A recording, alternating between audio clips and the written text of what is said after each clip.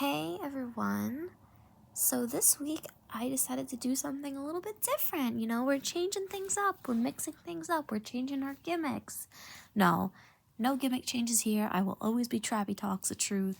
But instead of reviewing WWE, I wanted to review AEW Dynamite for a change. I can't see myself, reviewing it every week because I think that watching Raw, SmackDown, and AEW is probably a little too much work for what I can handle at this point. But I would still like to review an occasional show. So, first of all, Taz and Excalibur were on commentary, and I thought they were both pretty good.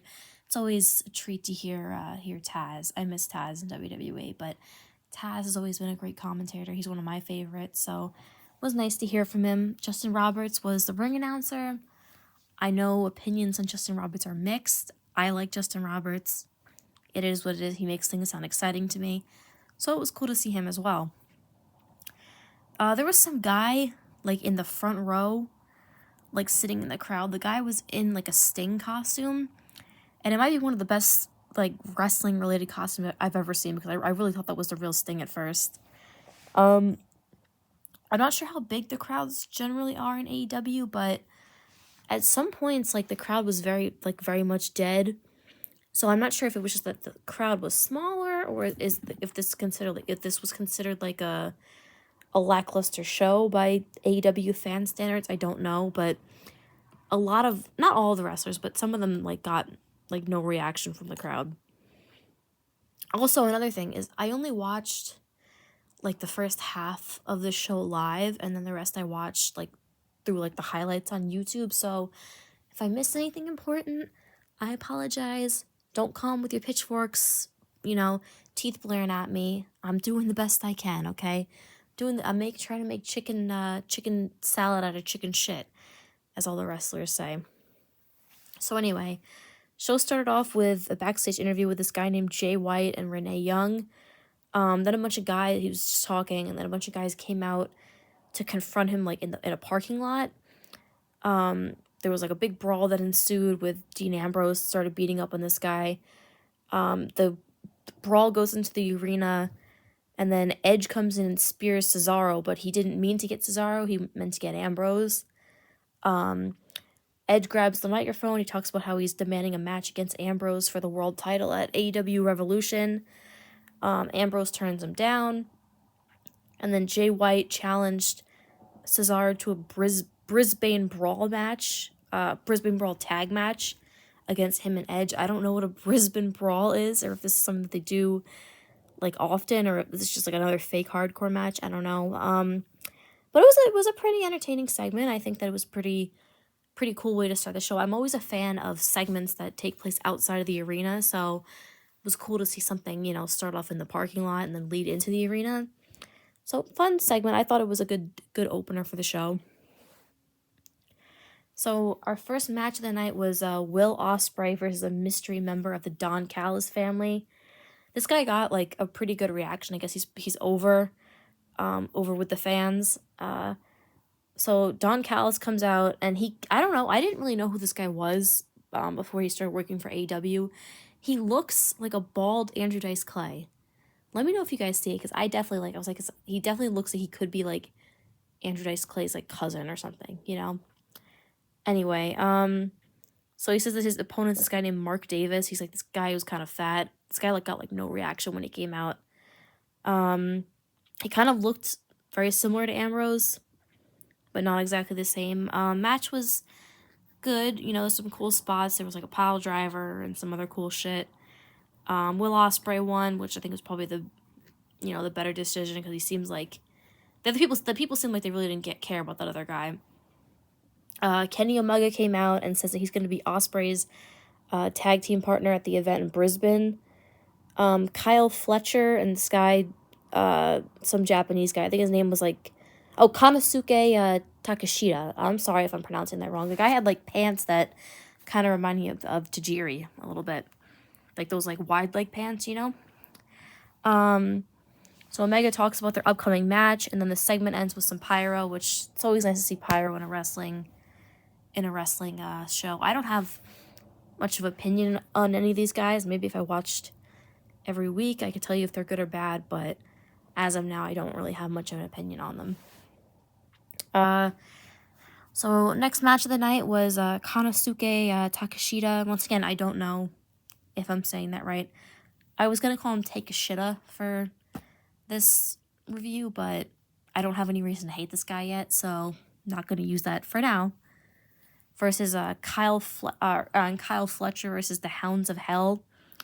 So these Hounds of Hell guys have like yet another edgy gothic gimmick, like number 1007. The arena was like, they like turn the lights off and they come out with fire, which actually is not bad, but I'm just kind of like sick of this.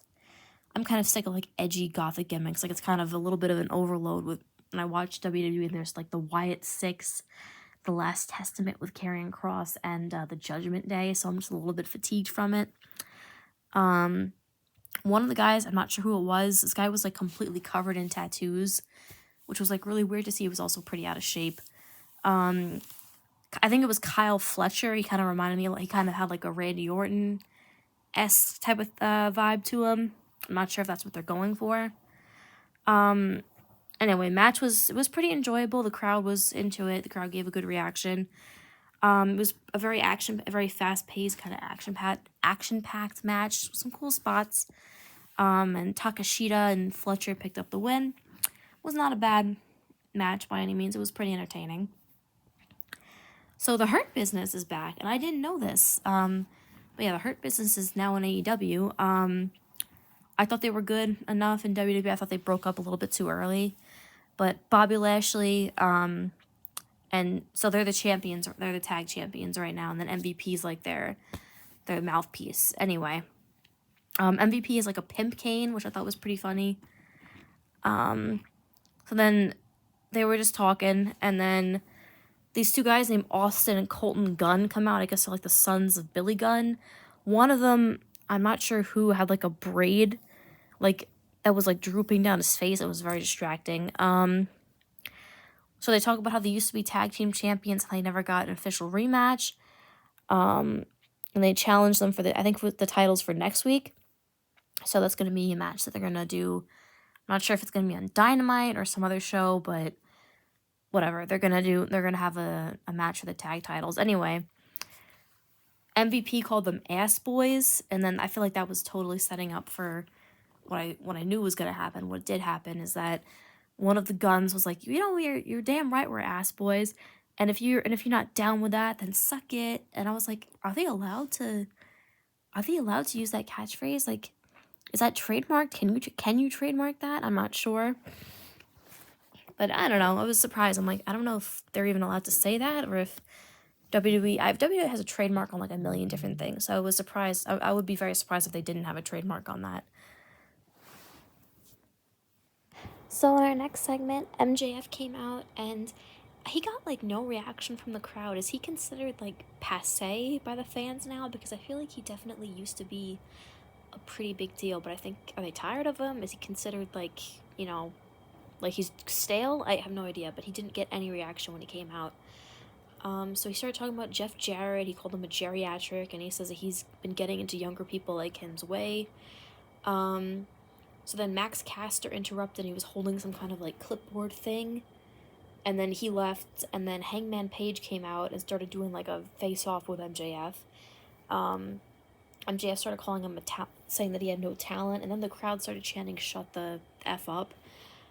So he did get a reaction for that, and it's kind of cool to hear some chants like that, because I feel like in WWE in the past, like they were very interested in censoring the fans. Like they would pipe in chants and they would take away people's signs. So it was kind of cool to see a chant like that on a wrestling show again. I don't know, like I said, I don't know if like the fans are sick of this guy or if he's just getting heel heat. I have no idea. Like if this is like X-Pac heat or or go away heat where they're just tired of him.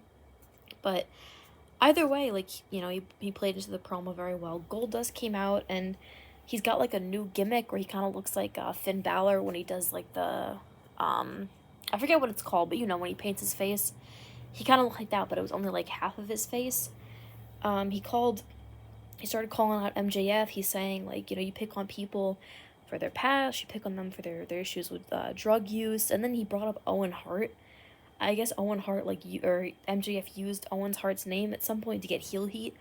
And it's like, so I know, like, Owen Hart's family, you know, I mean, like, his wife and everything, like, hate him being mentioned by WWE. Like, they will never do anything with him for WWE. But, like, it's okay to use him in AEW. Like, I don't understand that. To me, that seems very, if that's true, like, if his wife just doesn't have a problem with AEW doing it, then I'm confused as to why. Anyway, I thought Goldust actually cut a great promo here. Like, he was very passionate.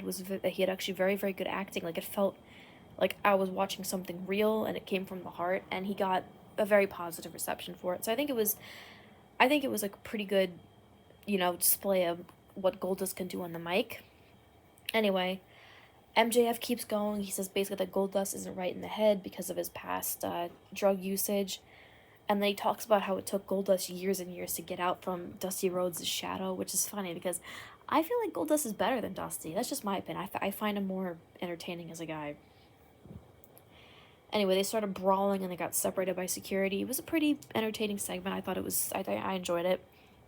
Once again, it was great acting on Goldust's part. Who knew? Anyway, so then we get a backstage interview with Renee Young and this girl named Harley Cameron. And it seems like she's got like a ventriloquist. That was a very hard word to say. Believe me, that was not easy to say. And if I had my camera on, I would look straight into the camera view. Like a certain somebody. Anyway, she's got like a Sasha Banks like hand puppet that's talking. And I honestly prefer to hear this the sock puppet over Sasha Banks. So Sasha Banks comes out and interrupts, and she's got like 18 different title belts. I don't know what that's about, because I thought AEW only had like maybe 2 women's titles, but she's got like 18 title belts on her, and just really bad acting on her part. That girl was never good on promos, in my opinion. Just not a good person, not a good talker. And she had her acting is so bad, like, it's just not believable at all. Alright, so our next match of the night was Toni Storm versus Queen Amada. So Toni Storm came out and she was like dressed up like the women's champion Mariah May. But the thing is, they look so similar that I didn't realize it was supposed to be an impression at first, because they look all like they could be sisters. Anyway, there was some cool spots in this match. There was hurricanranas, German suplexes. At one point, like, Mariah May, like, grabbed her boobs and then said that Toni Storm, like, is too flat-chested to be her. So basically, I guess the women are allowed to be a little bit edgier in AEW. I've heard people say, like, the women's division isn't good and that it's all just, like, you know, kind of just women being sexy or putting their sex appeal on display, which, I mean, I think it's fine, in my opinion. That's kind of what women's wrestling was for so long, even in WWE, so I don't see a problem with it. Toni Storm won the match, and then after the match, she kept doing the Mariah impression, and then Mariah went into the ring and they faced off. It was a decent segment. All 3 of these girls are better looking than any girls in WWE, in my opinion. I thought it was a decent match, decent segment. I don't know if they're trying to set up for a feud with Toni Storm and Mariah May for the title, but, you know, that might be an interesting way to go. Okay, so then Chris Jericho's got a new show called the New York Minute, and he's with Big Cass and just some other guy. They started calling out this guy named Bandito, and I guess that the other guy that they were with, that wasn't Big Cass, is like a bounty hunter. And he said, I'll give you a 200K bounty reward if you take him out on Collision. So I don't know if that's that guy's gimmick, or if that was like a rhetorical thing, or if this is like a kayfabe thing. I have no idea. But Big Cass tried to talk, and he's just as bad as ever. This guy named Powerhouse Hobbs came out, and they started brawling.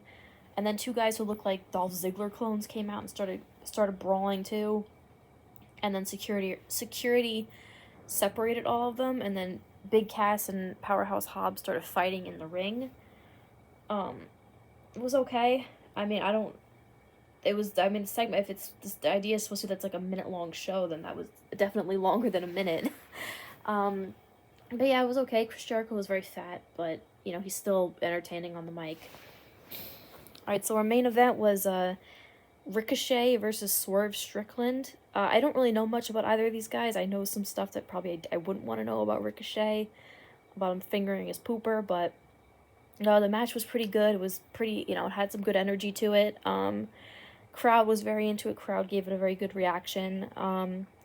Match kind of ended, had a cheap finish though, because he got there was a low blow on Strickland, and Ricochet won. Yeah, once again, just a cheap finish, but the match was good for the most part. So I would give this show like a B. I thought it was pretty good. I found it probably more entertaining than your average Raw. Some cool stuff here and there, some cool spots. I like that they do segments outside of the ring more, like a little bit. And I don't know if like this is indicative of how they are every week, but I thought it was pretty good.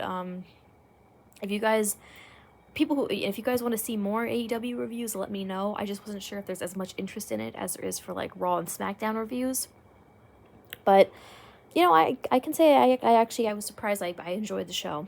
Anyway, I might review SmackDown later this week to make up for the Raw review that I missed. Let me know if you guys like to see that.